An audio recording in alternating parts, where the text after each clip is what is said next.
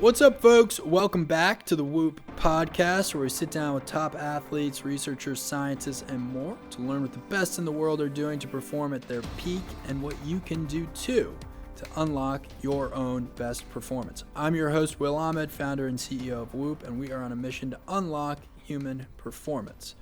This week's episode, Whoop VP of Performance Science, the fearless Kristen Holmes, our principal scientist, is joined by author Christine Yu. Christine is an award-winning journalist who focuses on the intersection of sports, science, and women athletes. In addition to writing, she's a seasoned grant writer and has led and managed the full cycle of program development for requests to private and corporate funders, as well as local, state, and federal government agencies. Kristen and Christine will discuss the biggest inequities in health sport. There will be a push to see more research around females in sport, young athletes dealing with puberty. Interestingly, there's about a 51% drop-off in participation in sport for females at age 18. The media coverage and investment into women's sports. There's a growing demand for more women's sports. The business case and viewership is primed for growth. The findings and takeaway from Christine's new book, Up to Speed. She talks about what it really means to take care of women throughout the entirety of their athletic careers, and training methods for women to improve health and prevent injuries. If you're new to Whoop, you can use the code WILL to get a $60 credit on Whoop accessories when you enter the code at checkout. If you have a question you want to see answered on the podcast, email us, podcast@whoop.com, call us 508-443-4952, and we'll answer your question on a future episode. Without further ado, here are Kristen Holmes and Christine Yu. Christine Yu is an award-winning journalist and author of her newly released book, Up to Speed, the groundbreaking science of women athletes. Her reported features, profiles, and essays have appeared in the Washington Post, Outside Magazine, Runner's World, Vice, and ESPNW, among others.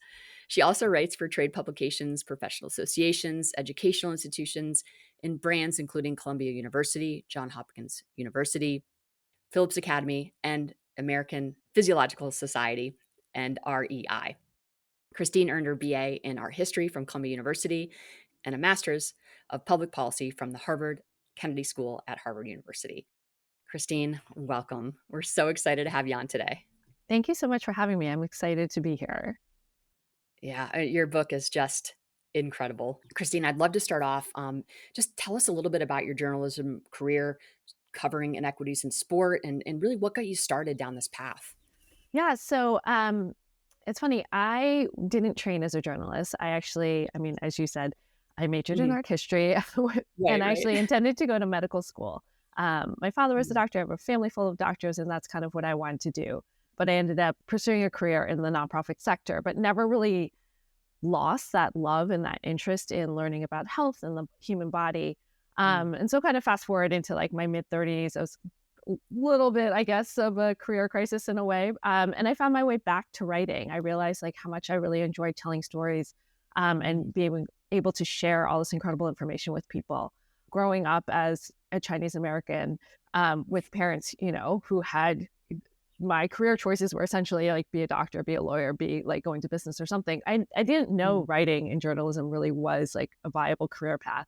But I found my way into this and started writing about health and fitness, and was lucky enough to be able to find incredible editors who let me explore this intersection, right, between my love of sports and my love of fitness and my love of science, and really trying to understand how the human body works and what makes us injured, what helps us perform better, what keeps us healthy all along.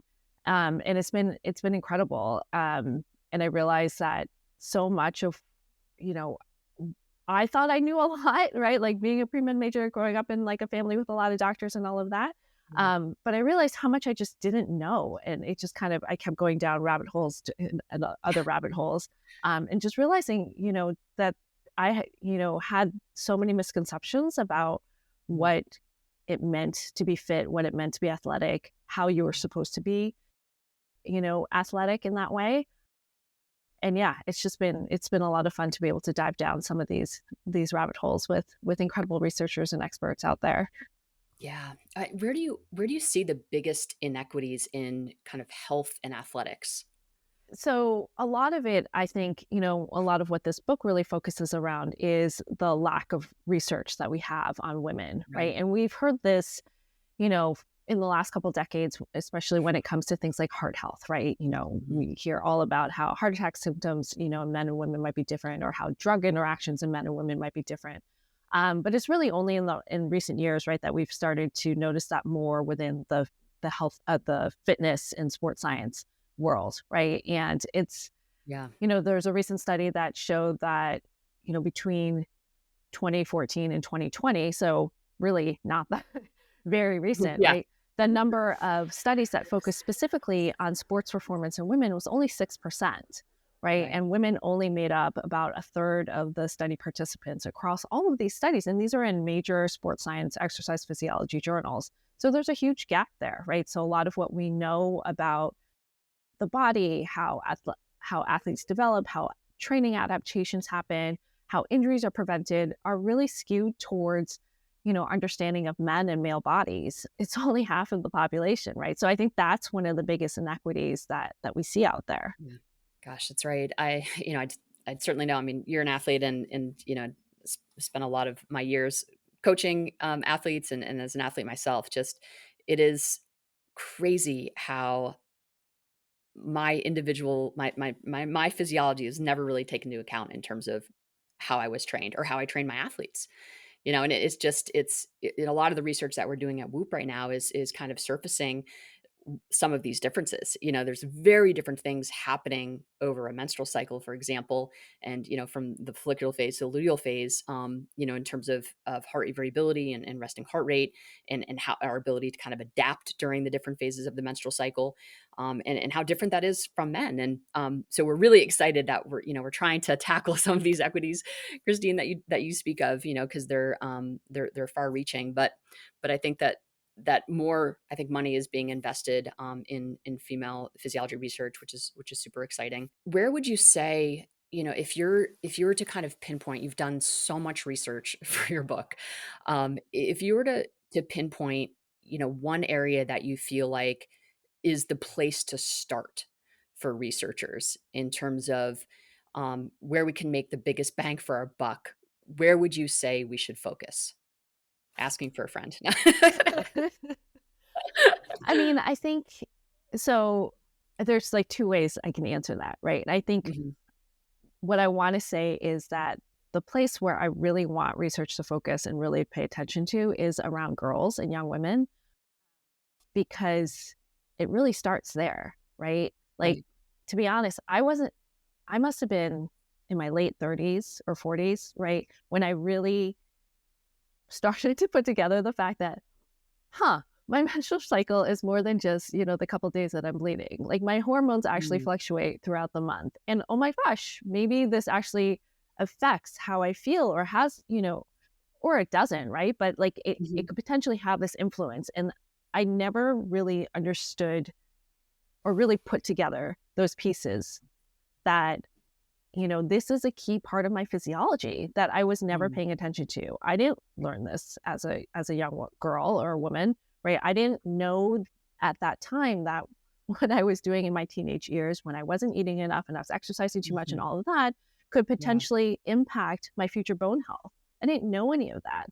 Right. So, I mean, I don't know if it's research specific, but I think that there needs to be Mm. that investment in how we educate not only girls, but the coaches and the doctors and the parents that are working with that Yeah. population, so that we set them up with a really good foundation, so that they can be happy and healthy and strong, and and perform well throughout the longevity of their career, right? Because that's what we care about. We want people to have these Yeah. long active lives and not just burn out at some point.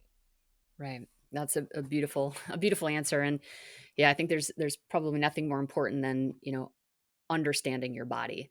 And I think as a young girl, like, there's so many changes happening to the body, and maybe talk about, how some of those changes, so kind of going from not having from not menstruating to getting your period, what happens to the young athlete? What did your research surface? Yeah, so right, puberty is this tremendously hectic and disorienting phase in our lives Right. where we're growing and changing, our hips are widening, we're growing breasts. Mhm. All these different things are happening in a way that feels very much out of control, right? But, on a physiological level, right? As the menstrual cycle is starting, your hormones are starting to surge. And in adolescence, girls lay down about 90% of their adult bone mass, with during adolescence. So that means that's the period of time where you are like literally building the structure of your skeleton, right? You're putting down the bricks there. Scaffolding. And it right? Like Whoa. it's bananas. Yeah, I But did like I not know that. said, like this is something I had no idea that that this was Yeah. happening. And, by the time you reach so we all have like a certain genetic potential, right? Of what Right. our potential bone mass could be. If you don't reach that potential, there's no kind of going back and like backtracking, right? You can't go and refill that gap that you didn't Yeah. reach. So what you have is what you have. And as all these bones are growing and changing, the rate at which bones are growing versus the rate at which muscle is being, built is different. So you have bones growing super fast. You have muscle mass that's in girls, right? That's not keeping Mhm. up pace. So that's why Right. a lot of times, like you feel really clumsy. That's why we see some of these Yeah. biomechanical changes that start to happen that potentially, right, could lead to some of these injury Right. risks around ACL tears Right. and stuff like that. But one of the researchers that I spoke with, basically said you're putting a girl um, in this bigger like car, right? But you're not giving her any of the neuromuscular like engine power to actually control it. So that's why it feels really crazy. And I kind of use this example when I talk to folks. It almost feels like you're blowing glass, right? You're molding this structure and it's Great really analogy. Mhm. pliable. It's very vulnerable and it takes time to crystallize into its final form, right? Mhm. So we have to be patient. We have to be careful while it is in that vulnerable form, or vulnerable is not the right word, but right, but in this kind Yeah, of yeah. pliable form, right? Until you have that kind of solid adult, like mature body. How does this kind of transition phase, into puberty affect participation in girl sports? Does it? Um, we see a huge drop off in sports in Mm. girls. By age 17, I think it's 51% of girls drop out of Wow. sport compared to Wow. boys, and that's a phenomenal number. And Yeah, it could be yeah. from a variety of things. It could be, something as simple as, you know, being embarrassed about their breasts and not having sports Mhm. bras because like 1 in 2 Right. adolescent girls say that breasts are a barrier to physical activity. They Mhm. feel embarrassed about it. They might not, like I said, might not have sports bras to Mhm. wear. It might be Or painful, hurt? but Yeah. yeah, but Mm. these are all things we just expect girls to kind of grin and bear it, right? And Mm. just suck it up and deal with. So it could be anything from that. It could be that, up until puberty generally, boys and girls like athletic progression is pretty even, right? Mm. Like they kind of stepwise progress at the same level. And then once you hit puberty, you tend to see this fork in the road where boys Right. continue to progress, whereas girls seem like again Mhm. their performance either stalls or steps back, Right. and that can be really frustrating Yeah. to feel like I'm doing everything I should be doing. I'm working really hard, but my body doesn't feel like itself. It doesn't respond the way that it used to. And that can be discouraging and can be, enough for girls to step away from sport as well. Yeah. I think it goes back to your main point, which is we need more education. We need to help young women and coaches and people who are teaching health in middle school and high school understand how to communicate, how to make these changes feel less intimidating, and how to help coaches understand how to train athletes during these really, I think, tender periods of time where we want to try to keep women who want to stay in sport active, in sport. And yeah, I think I love how that ties into the education. I think that's just so key. Maybe just touch on, I think a lot of, you go to the pediatrician, you've got a child who's going through puberties, has their menstrual cycle, they're experiencing all sorts of these new symptoms, and the pediatrician's like, "Well, just go on the pill." What's your thought on hormonal birth control? So there are a number of reasons, right, why someone might take hormonal birth control. From the research I've seen and from the experts that I've spoken with, right, like I'm not a medical professional. Sure. Yeah. I mean, that wouldn't be my first course of action, right? Because again, the menstrual cycle is so critical to girls' maturation process and their physiological development that you need that surge of estrogen, you need that surge of ovarian sex hormones in your body, right, to support bone growth and bone health. So, I mean, just backing up a little bit, right? Like hormonal birth control, you're introducing external hormones into the body, which essentially overrides the body's normal hormone levels in order to prevent pregnancy. But in doing that, you're suppressing these natural fluctuations in hormone levels that are absolutely critical to development. And by taking hormonal birth control, you can mask whether or not a menstrual cycle actually happens, or whether or not a menstrual cycle is actually like regular.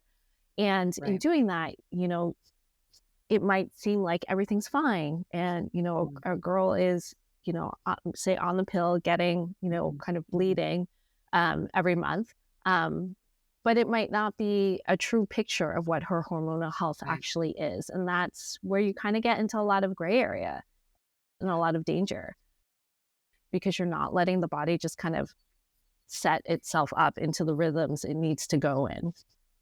Yeah, and as a result, you kind of miss those signals, that might tell you to change direction in terms of maybe nutritionally or just hydration. I mean, there could be a myriad of behaviors that you need to take on in order to, help with some of the symptoms. But to your point, the hormonal birth control can just mask all of that, right? So you're not actually having those symptoms, which in a way is kind of not a good thing. Absolutely, because one of the concerns most doctors have, especially around adolescence, is relative energy deficiency in sport, or REDS, which is essentially when the body doesn't have enough fuel to support activities of daily life or your training and exercise and all of that. And one of the manifestations of that is you have irregular or abnormal or, an absent menstrual cycle. So again, when you're on something like the pill, it can hide those signs. So you think that everything is fine. You think everything is normal, when underneath in your body, it might not be. And so your body starts to, make these subtle adjustments and changes that can affect your bone health and your, the bone architecture, how much bone you're putting down and all of that. So yeah, I mean, it's complicated, right? Like there's no one easy answer. But I think it also plays into the idea that, puberty for girls is seen as this setback in athletic progression. And so a lot of times there's this tendency or this desire either to stall puberty, to change your menstrual cycle, thinking that might be a fix for it too. So I fear sometimes that, by taking a pill, that's also kind of playing into that narrative there. Yeah, that's great. Well, I wanted to cover just a couple things from a policy lens, and just get your take on it. So how do you feel, do you feel like the media industry is beginning to kind of cover, more of women's athletics, and, what's the data around that? Like, I'm not really sure. I know that obviously men are getting way more coverage than women. But yeah, what does the data say? Yeah, I don't know if there's any updated numbers, but the number that I always hear and kind of quote is it's something like 4% of media coverage is dedicated towards women's sports, which again is kind of bonkers to me, because we have all these amazing women athletes out there doing incredible things. I mean, for the NCAA tournament, the women's final, it was like 10 million viewers, which is I know. Amazing and so great. Incredible. Like it's like about time, actually, frankly, right? I know. My alma mater, Iowa. And watching these women play it's incredible, and they're amazing athletes. And so it's heartening to start to see some of that media coverage start to expand. Yep. Obviously, there's a lot more work that we need to be doing around that, Right. a lot more coverage. And I think, there's one kind of criticism around it is a lot of times our coverage of women and women's sports is often in relation or in comparison to men, right? Like Right. the That's such a good criticism point. is that, women aren't as exciting or, blah, blah, blah, blah. But you think about the fact that men's sports has had centuries to develop, right? Yeah. And to become the thing that it is, they've had this opportunity to try, to fail. They've had people invest in it, and yet, Yep.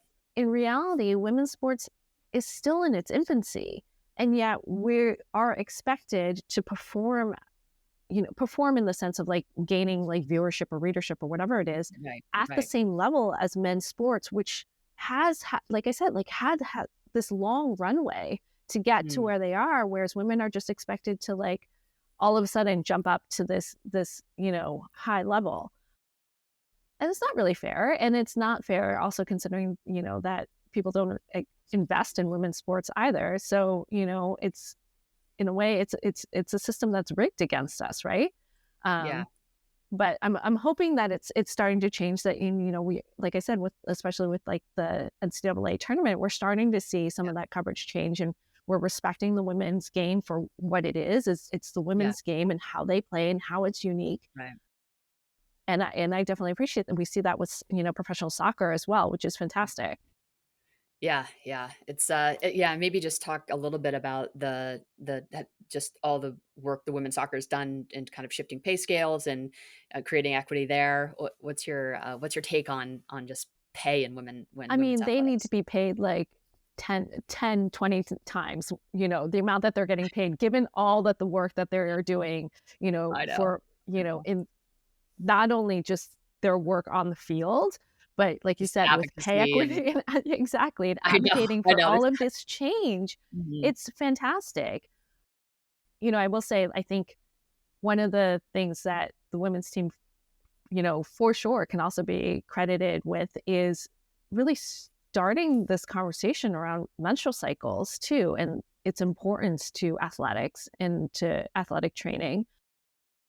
Because there were all those stories that came out after the 2019 World Cup, right? Right. That all the players tracked their menstrual cycle in the lead up to the World Cup. And, Yep.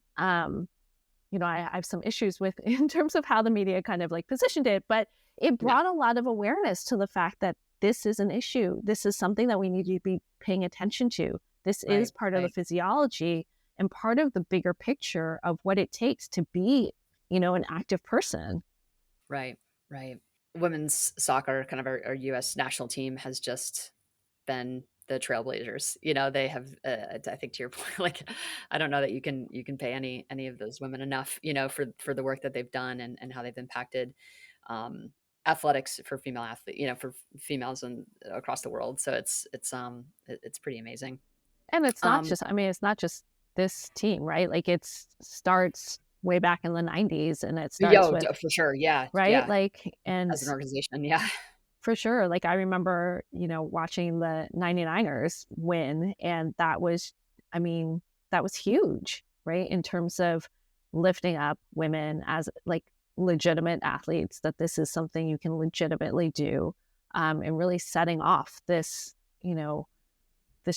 this enthusiasm for girls to yeah, play sports. yeah, yeah.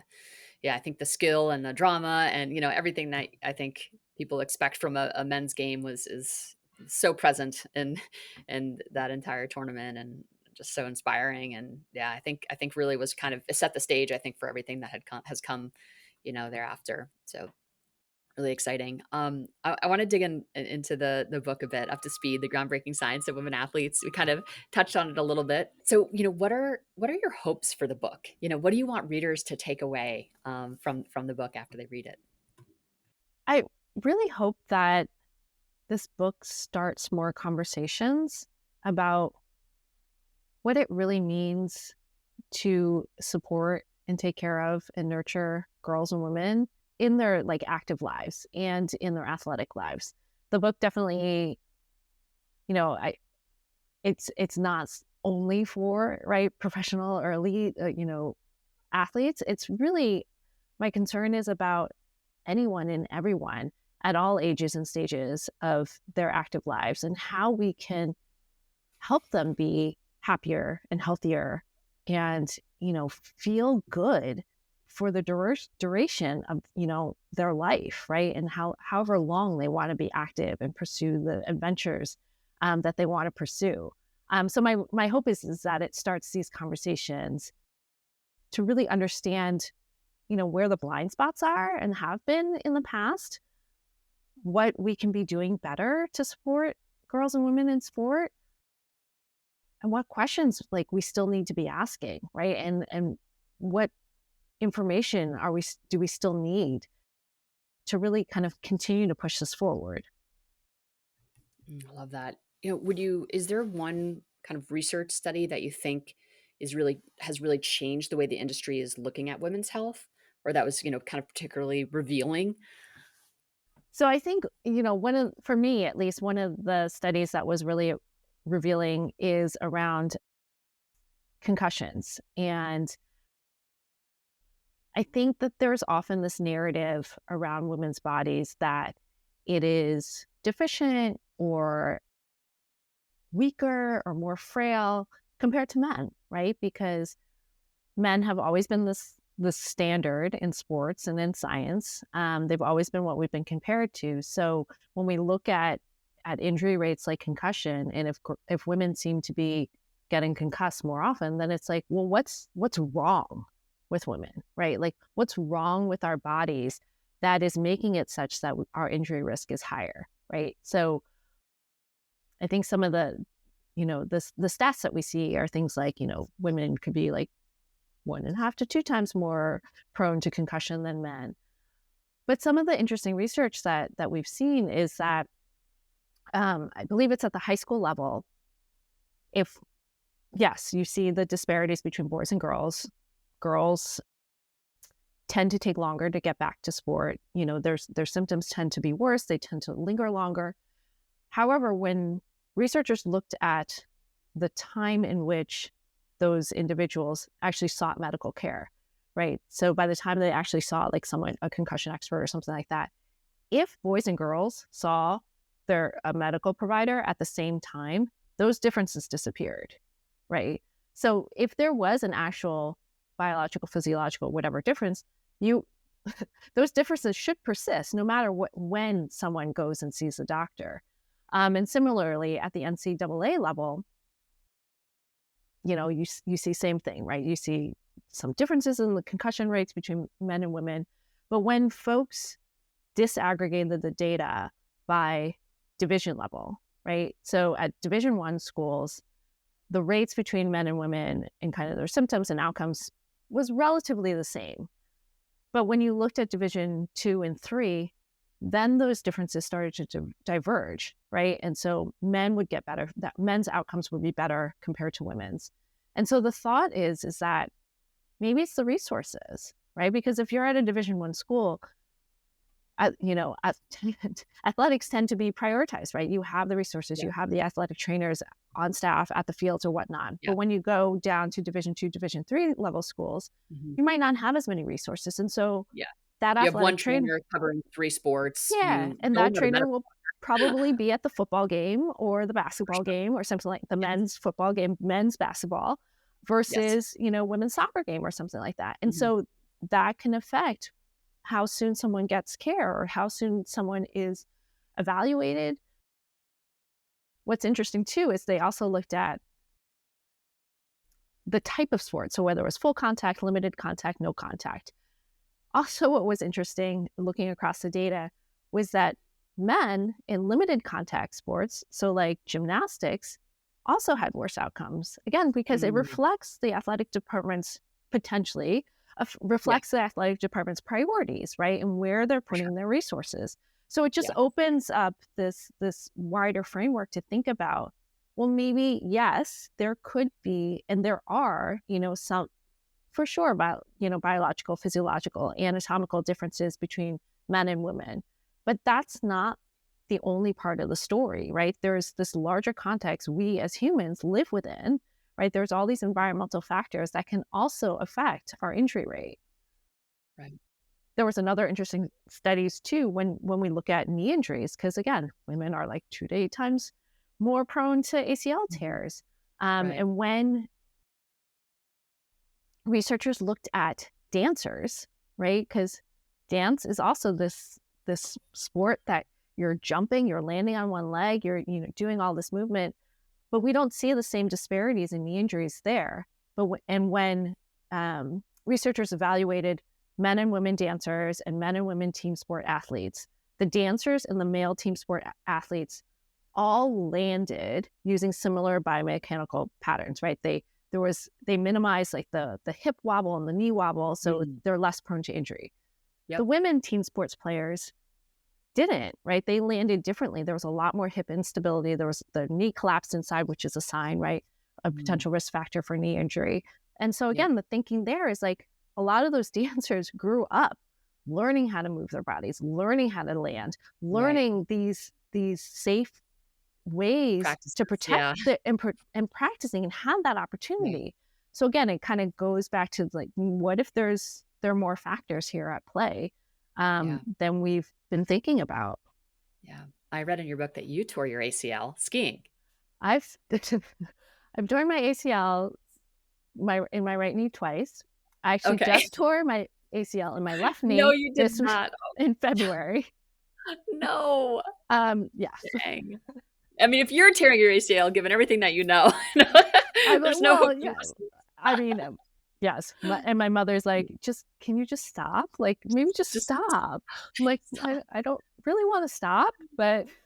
Yeah. Oh, I'm sorry. That's okay. I'm sorry.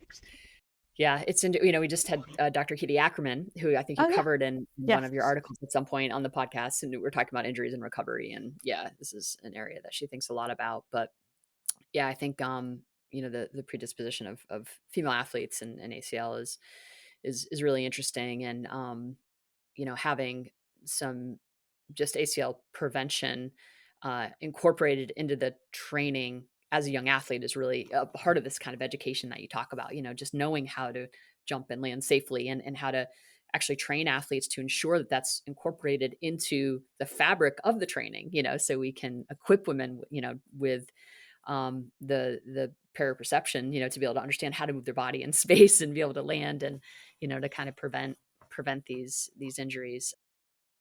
Yeah. So more those research programs, in that area. Yeah. And those programs tend to be, have good outcomes in terms of preventing future injury.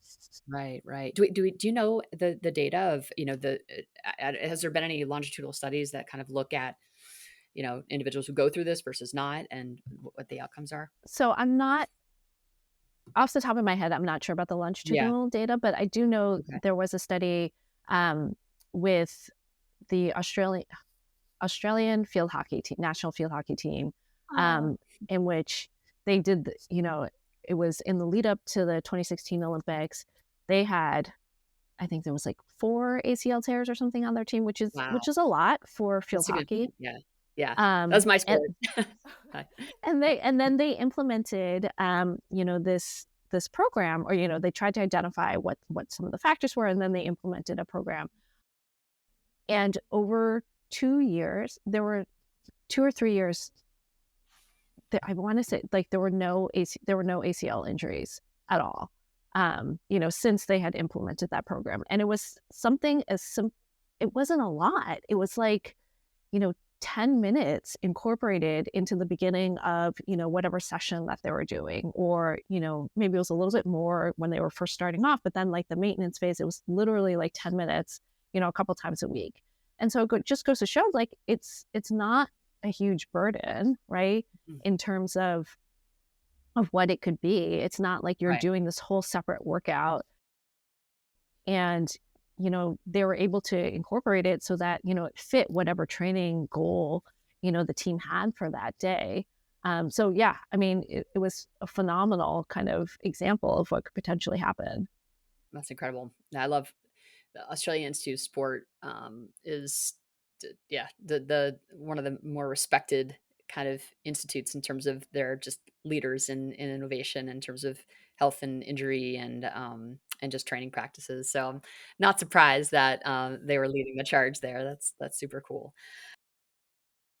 Kind of thinking about training more on just like the performance, kind of track, like what is there anything that you kind of learned in the research of just how training changes across the kind of continuum of the female athlete? So going from kind of high school to kind of menopause, what do the changes look like? And where do you feel like the gaps are in the research?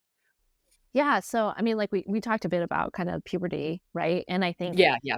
in order Absolutely. to account for a lot of those changes, there are things that coaches can do in terms of like decreasing training intensity or training load, especially Mhm. at times in which girls are growing the fastest, that can reduce the risk of overuse injuries and growth plate injuries and stuff like that. Yeah, And just paying attention to the maturational stage of the girls and kind of where they yeah. are and working with them, right? So that they're not constantly fighting and feeling like I'm doing what I should be doing and I'm not getting anywhere. Right, I think like as we right. get into, adulthood or like kind of more mature adults, you know, frankly, I think a lot of the training looks similar as what we've normally been doing, right? And can look similar to like what quote unquote has been designed for men.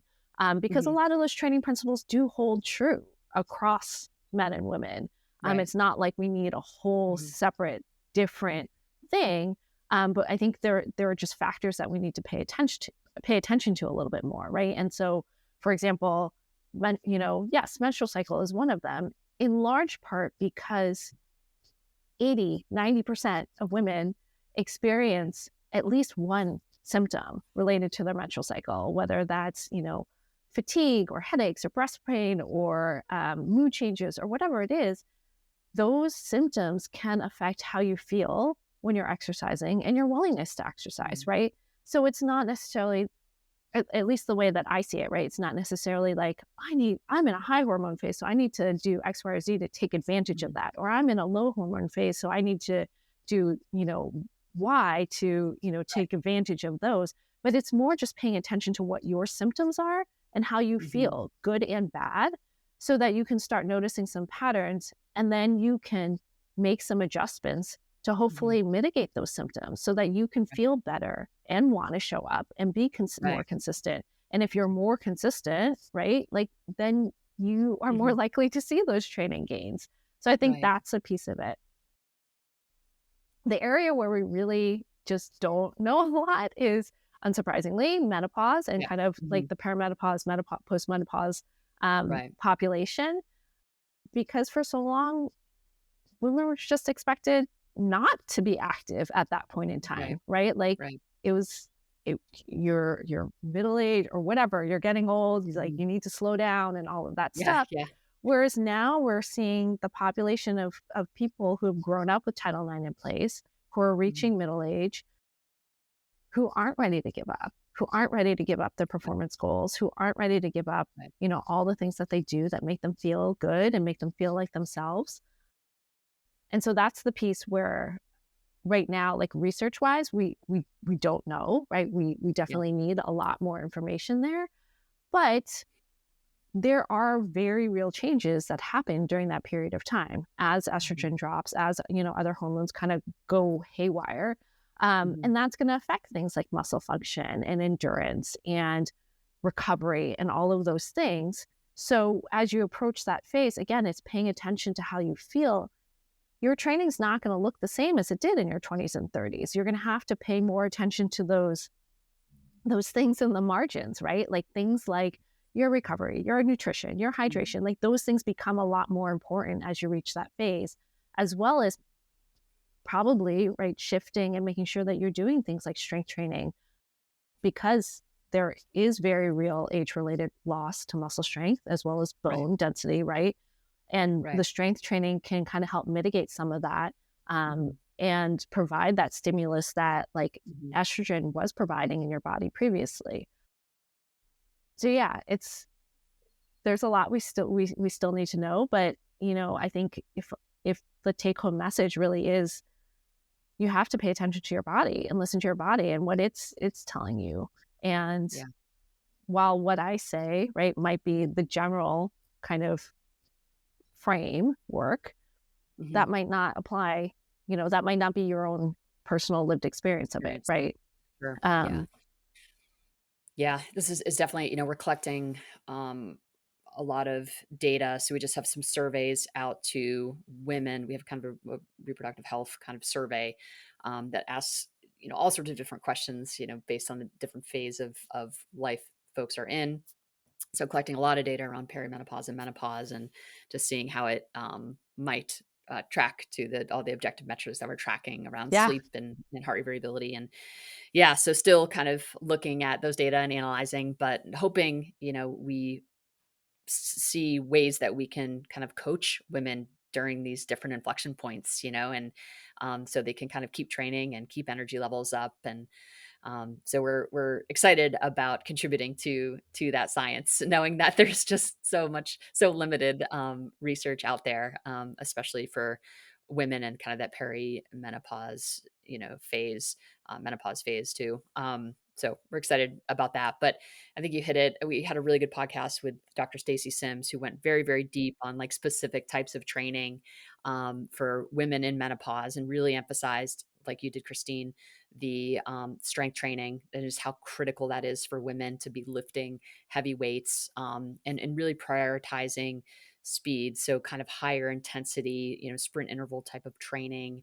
You don't necessarily need to be on the ground sprinting, you can be on a bike, and, but just really getting that heart rate high. So it was great to kind of hear her feel like she has a good, she was very confident that was a good, it wouldn't hurt women in menopause to be doing more of that. And I think the other point that she made, and I'm curious to get your thoughts, is, in your 30s and your 40s, and your kind of lead into kind of perimenopause, menopause, what do you think women can be doing? What should they be thinking about? And are there any case studies that you came across that can kind of help potentially ease that transition to menopause? Do you have a sense of that, or did you see anything in the research? Yeah. I mean, again, not a lot of it's anecdotal, right? Because the research basis is so slim. Right. But you have beautiful case studies in your book. I mean, just beautiful, Oh, thank you. But I think, a lot of what Stacy talks about is, is stuff to think about, is starting to make, ensuring that you are lifting weights, right? In your 20s, in your 30s, so that that's part of your routine. And that's something that you're used to doing, so that it's not like all of a sudden you're trying to incorporate this brand new thing as you are transitioning. And by doing that, you are setting up your body and kind of the environment in your body to help ease some of that transition, right? As your hormones start to drop off. So hopefully it doesn't feel as bad, right? Because it is really tempting, as someone who is very much like kind of in that realm right now, like it is very tempting just to be like, I just want to run slow all day, every day, because that's how I feel. Like, I feel like I'm getting slower, so I'm just going to run slow. And it becomes a self-perpetuating cycle, right? But having that stimulus is really important. And I have to remind myself of that too. But for sure, so things like the strength training. And I think the other important piece of it too is paying attention to nutrition, and is in that, again, there's this tendency to think that, especially as you get into your 40s and you start to see your body start to change again a little bit. You're starting to hold on to a little bit more weight. You're starting to, maybe get a little bit more belly fat and stuff, because that's where your body wants to put on the weight. Then it's tempting to restrict, right? And it's tempting to do all this crazy stuff, trying to make your body like change. But I think, again, it's this idea that we need to be making sure that we're providing our body with the things that it needs, the nutrients it needs, the building blocks that it needs to be able to support us in what we do. So nutrition is a huge piece of it, because then it's, again, really easy to dig yourself into a hole if you're not paying attention to that. And then of course, training is going to feel terrible. Of course, you're not going to want to keep going at it. And of course, then as you get into the thick of it, all of those hormonal changes are going to feel even worse because your body, again, is like even more kind of out of whack. Yeah. Yeah. Protein, right? Yeah. A lot of protein. That's a lot of protein. I feel like that's probably not emphasized enough. But yeah, I definitely saw in my athletes, when it went wrong, that's usually where it went wrong. It's just, they Yeah, just weren't getting enough protein, to really, fuel their body in the way that to meet the demands of, the training load, certainly, but just life load. Life is definitely. stressful, and when we don't have the protein that we need, it just makes everything harder. Well, and I think also, carbohydrates too, right? I think Yeah, carbs for get a sure. really, Yeah, really bad absolutely. rap, but it really does make Yeah, a difference in without a terms doubt. of bone health and bone turnover and all of that. Yeah. Um, Energy levels. exactly, Yeah, exactly. yeah, no question. Yeah, I feel like a lot of really good conversations recently around just the macronutrients in general and kind of getting back. I think we over indexed, for a while there on just the fat and the protein. And now we're kind of coming back to the middle, which is exciting to see. So if you've covered lots of different topics around inequity, and if there's one thing that you feel like you would want to improve today that would kind of have an outsized impact, what would it be?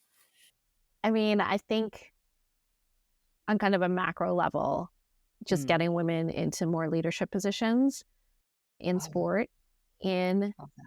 Yeah. science, Mm. in scientific journals, all of these organizations, right? Like, because that's where it makes a difference.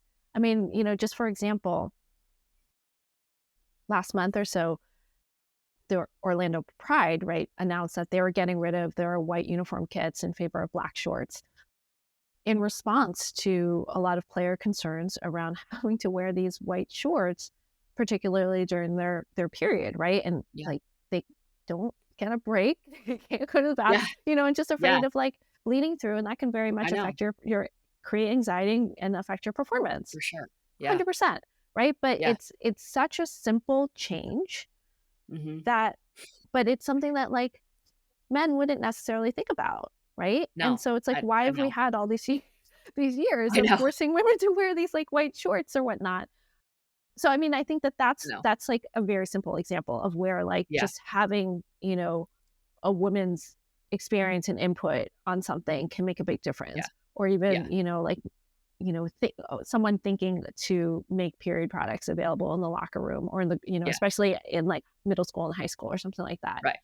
Right. So, because the people who are at that table and making those decisions ultimately affect what research is funded, what Mhm. research is approved and Mhm. accepted into journals, who's funding and who's leading the research, like at the medical institutions or at the research Mhm. institutions, and what questions that they're asking, who at the on the sports level, right? Like how they're thinking about the resources that they're investing in their teams Mhm. to be able to, again, support the women in the ways in which they need. Because we still see a lot of inequities, right? In terms of athletic Yeah. training staff, the salaries Yeah. of the athletic training staff. So, Yep. right, like you're gonna, if it were me, I would take the higher paying job with the men's team versus, Yeah. necessarily working with the women's team, potentially, Yeah. right? Yeah. But all No, of I think those that's fair. factors make a difference in creating that environment that can really support women to be their best, so that we're not losing Mhm. athletes, we're not losing women to like burnout and injury and whatever else. I love that. The uniform thing is so darn simple, but and I see it like my daughter, same sort of thing. Like, they started making these like period pants that you can wear that underneath your white uniform that to kind of just help ease the anxiety, which is a great step. But let's just not make uniforms that are white. Like it just is like the worst possible scenario for a woman who is naturally cycling. It's just Right? I no, mean, I know, frankly, I know. I think It's so simple. white pants. I have two boys, and they play baseball, and all of their uniform pants are white. I'm like, they're just impossible to clean, too. I Like, I know, they can't get them they shouldn't be clean. wearing white pants either. Yes, I totally agree. I have a son as well, and that's I'm just like, "Why are baseball uniforms white?" Like, they're Yeah. just yeah, just you wear them once, and then they look like shit the rest of the season. Like, it's just like they look good for one game. Yeah. But yeah, that's like such a gosh, I love that you said that. But yeah, I think as a female scientist, I love that that's kind of where you landed. It's just like we have to, you know, we need to insert ourselves, and be really vocal about the direction of these studies, and get teams together that can provide the expertise to really start to dig into these questions in a way that can create change at scale. So I love that you said that. And I think the other thing that I just wanted to reiterate, because I think it's so important, is that, there's just advisory boards for companies, where that are making products, just ensuring that they have a female perspective. So anyway, I think those perspectives, are so critical. And I love that you highlighted that. Well, and I think it's so great that companies like Whoop are paying attention to it, because it also gives Yeah. credence to the fact that this is an important issue, right? Like Mhm. that companies like yours are paying attention to, are gathering data, are trying to do the research around it. Yeah. And that's all part of it. Yeah. Well, thank you. Yeah, it's been incredible, and Whoop has just been so committed and supportive of ensuring that we're doing everything that we can to support female athletes, in their journey, and really beef up our coaching, based on the data. And so it's definitely an exciting time, and there's obviously just a ridiculous amount of work to do, but I feel like, you're getting small little wins each quarter, I suppose. Is maybe the best way to describe it. I'm not coming fast enough, but yeah, it's good. I think your book, really, I think inspires, women to achieve their goals as it relates to high performance, and just that, you know, high performance is not this kind of single moment in time. It can be across your entire lifespan. What are kind of the 3 tips that you would give a woman to kind of help them achieve their goals of high performance? I think, you know, my first tip is something we touched upon before, right? Is really paying attention to yourself. And it's Mm, really hard kind of in this age in social media and, everything else. It's so tempting to compare yourself to what someone else is doing or what's going on with someone mm, else. Like I said, like really paying attention to what's going on in your body, because mm, that's what matters. And you're the one who wants to achieve these goals, and you need your body to help you get there. So it's important to pay attention to your own patterns and symptoms and rhythms. And there might be a trend, there might not be, right? But it does take a lot of trial and error, because we're messy, right? We're like this amalgamation of cells and muscles and like bones and like all this different stuff that doesn't function like, in a like it would in a closed laboratory environment, right? So I think that's one of the things I would say is just paying attention to yourself. The second thing I would say is, again, we talked about it a little bit too, but just nutrition. I think given the, and I think we're a lot more aware of it now, but just diet culture that we are seeped in day to day, right? And telling women we need to look a certain way, or to be an athlete, you need to have this certain body, can be really potentially harmful, and can drive folks to do things that are contrary to what your goals are, right? Or that going to keep you from reaching your goals. So I think paying attention to nutrition and making sure that you're eating enough, eating often, so your body has the energy and the stores that it needs to be able to support you in your goals. Because if you're running on a half empty tank, you're not going to get very far, right? And I think the third tip, I mean, I guess it's less of a tip and more of a perspective on something, but there really isn't an expiration date on our active lives, right? Like you said, we go through these tender periods of puberty and, pregnancy, postpartum, and menopause that feel like we should just get off, right? Get off the highway, just give up and whatnot. And a lot of, again, the cultural messaging is telling us that that's the end, right? That's the end of the road for you. But there really isn't, an expiration date on it. Each of those, it's a new chapter, if you will, right, in your athletic life.